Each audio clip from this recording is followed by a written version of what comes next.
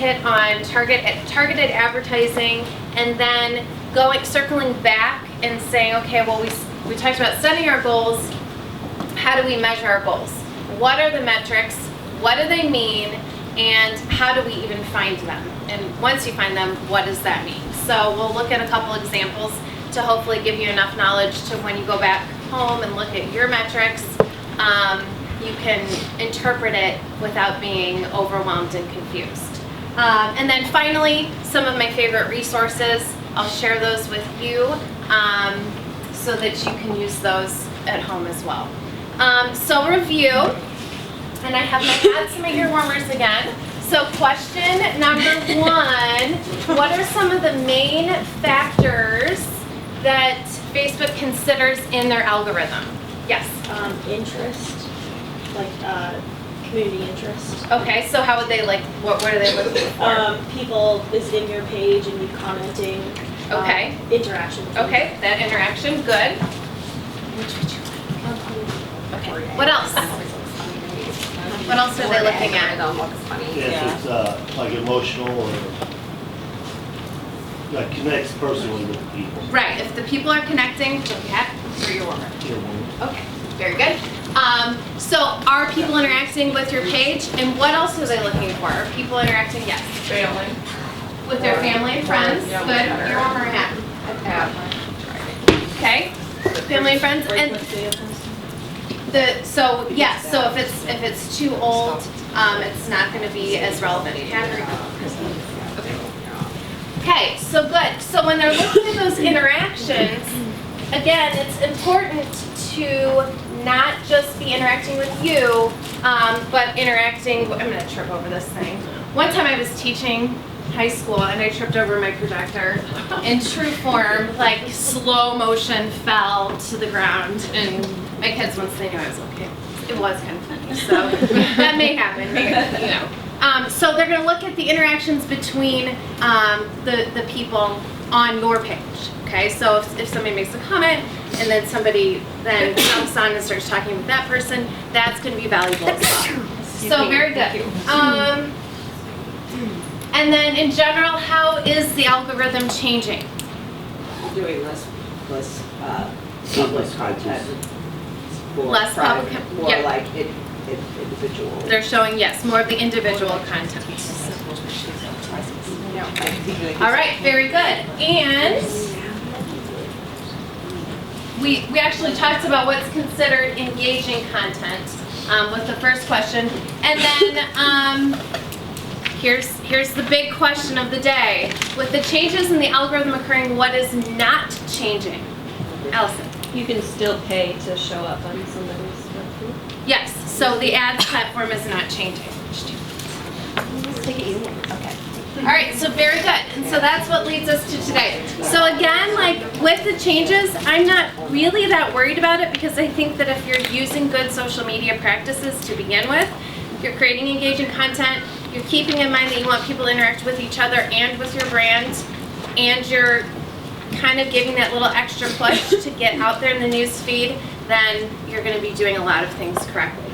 One thing I did want to mention, there's kind of a fine line, and I have yet to kind of see how it's going to play out, but one of the suggestions they made, I know we talked yesterday about not engagement baiting, where you're trying to get people to click and, you know, say random things just to gather lots of comments to show Facebook that people are interacting. So they say that a major no-no is to do that sort of thing. So there's kind of a fine line. I'd probably recommend trying to ask people to comment without actually maybe even using the word comment. Okay, so because I'm not sure if Facebook is going to have like some sort of software that's going to say, that says comment. You know, we're not going to use this as readily as, you know, something else. So just kind of posing a question, trying to get people to interact without being quite as forthcoming with saying comment here, you know. So that's maybe one major change that might cause you to tweak just a little bit in how you ask for comments. So, okay.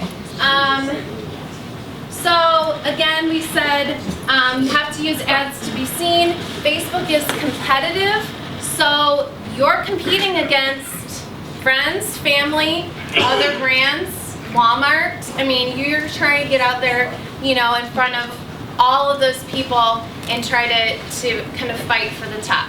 Again, what's the good news? Horses are always, what? Engaging, yes, because they're beautiful and people who love horses love pictures of them. So, just to kind of reinforce what I was talking about, this graph shows the organic reach decline from 2012, when HorseLingo started, till now. So when we started HorseLingo, we didn't really have a need to use the ads. Well, and actually the ads platform wasn't being used as it is today. So in that, during the course of those 6 years, 5 to 6 years, the ads platform has become much more sophisticated and it's being more widely used. And obviously, with the organic reach, meaning the reach that's not paid for, you can see the decline. This is just, I can only find this through 2016, but now that we're into 2018 with the algorithm changes, they anticipate it to even go lower, which I'm not, it's almost at like 2% there. So,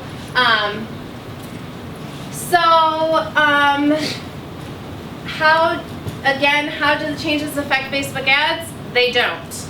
Okay, so that's good news. The ads platform is completely separate.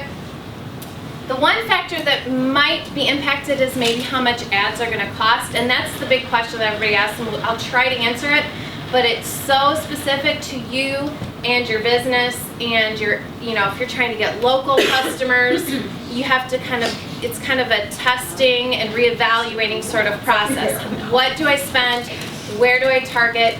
Did it work? Oh, well that group didn't work. Now I'm going to try something else. Oh, this group was really successful. I saw a bunch of people come into my open house and I'm going to save that audience and target that group of people again. So I can give you some general recommendations, but just like anything, it's important to kind of test, get your ideas together, make an educated decision on who you're targeting, try it out, set your budget, see how it works, and then reevaluate. So, what do you know about Facebook ads? Anybody have any knowledge? Anybody use Facebook ads? Well, Okay. I've been terrified. Yes. I've been terrified to even push something, you know, it says Okay. boost or take out an ad.